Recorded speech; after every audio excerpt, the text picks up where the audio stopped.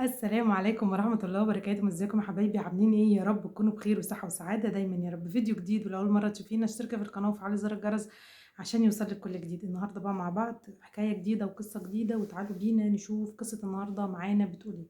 بتقول معانا: أنا متجوز من سنة، ساكن في القاهرة، وأهل مراتي من محافظة تانية، ومراتي لسه والدة من 4 أيام. الحمد لله خلفت بنوتة.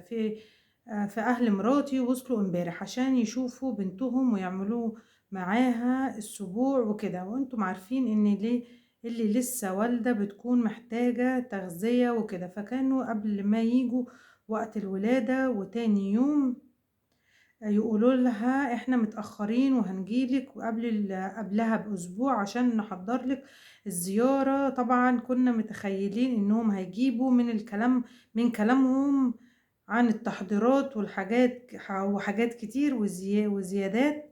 والله لما هم جم 3 شنط أو 3 شنط، شنطة فيها حوالي كيلو ونص لحمة وفرختين، وشنطة فيها زيت وسكر وشاي وكام كيس مكرونة، وشنطة فيها شوية خضار وكرنبة، ومفيش حتى شوية زبدة ولا سمنة ولا طيور تاني غير دول. وهنا أنا مش قصدي حاجة، وبنتي أنا مكفيها، بس هما اللي كانوا كلامهم اوفر كده. ومراتي كانت فرحانة بكلامهم وحاسة بالفخر، لكن هم قصروا رقبتها قدامي وقدام أهلي، ولسه هيقعدوا لهم ليوم الحد عشان السبوع، يعني اللي جابوه هياكلوه أو أزيد كمان.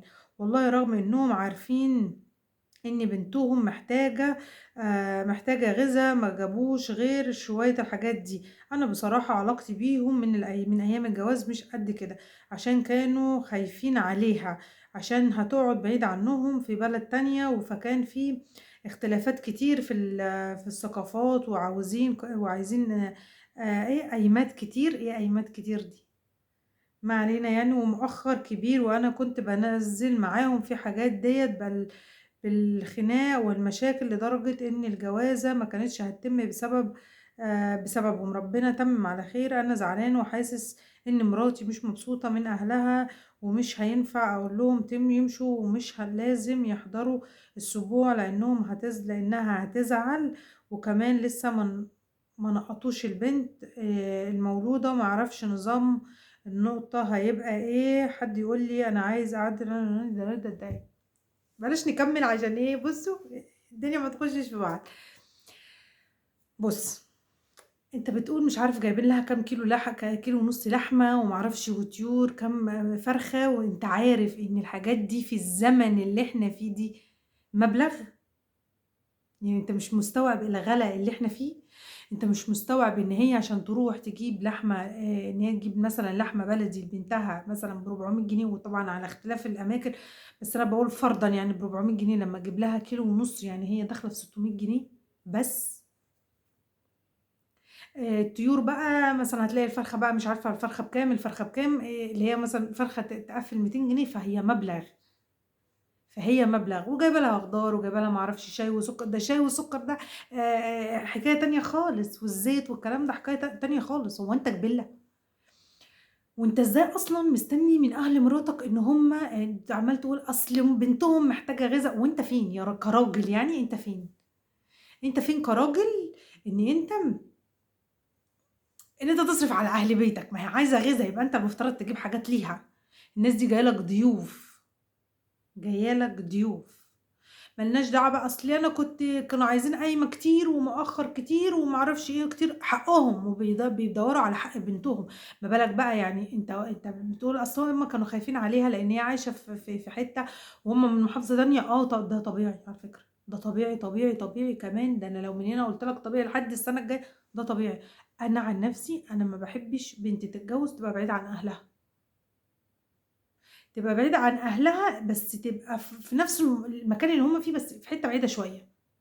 ماشي، لكن تبقى بنتهم في محافظة، أنا ما بحبهاش دي. وما بحبش البنت اللي جوزها يسافر لا لا لا خالص. فأنت المفترض أنت بتتكلم في حاجات المفترض أنت اللي تجيبها.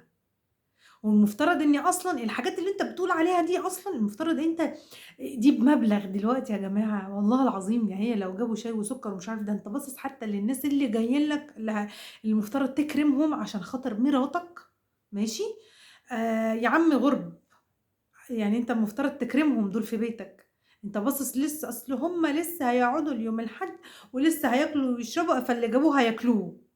ده أنت ما فيش زيّك، إيه ده؟ إيه البجاحة أنا أنتم بقيتوا ليه كده؟ هي بقت ليه الموضوع بقى زايد عن حدّه، أنا حاسة إن الموضوع بقى زايد عن حدّه بجد، زايد يعني over أوي كمان، يعني المفترض مراتك عايزة تغذية أنت اللي تجيب لها، حتى لو حماتك قاعدة معاها وهُم قاعدين معاها أجيب مثلًا لبن وأجيب ما أعرفش مين وأجيب مين وأجيب مين وأقول لها والنبي يا حماتي اعملي دول لمراتي كده وأكّليها ومش عارف إيه، دي حاجات ليها مثلًا. وهات لهم أكل ويعملوا أكل واكرمهم في بيتك، لكن أنت جبلة، أنت كنت فاكر بقى إيه هيملوا لك والله الحاجات اللي أنت بتحكي فيها دي بمبلغ، الشاي والسكر أبسط حاجة شاي وسكر، حبة الخضار اللي أنت بتتريق عليهم دول ده مبلغ أصلًا، ده مبلغ بذات نفسه ده مبلغ، أنت عارف لمّا أنا أنزل أجيب إحنا بننزل بسم الله ما شاء الله بنجيب القوطة لو فكرنا كده نجيب 2 كيلو ونُص، لو أنتِ عاملة محشي فأنتِ معاكِ تخلّي كده 100 جنيه على جنب أنتِ هتجيبي بيها القوطة.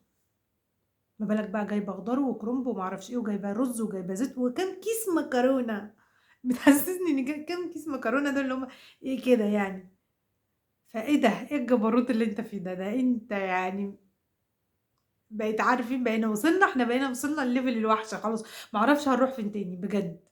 فكده فيديو النهارده خلص، ولو أول مرة تشوفونا اشتركوا في القناة وفعلوا زر الجرس عشان يوصل لكم كل جديد، وأقول لكم مع ألف سلامة، باي باي.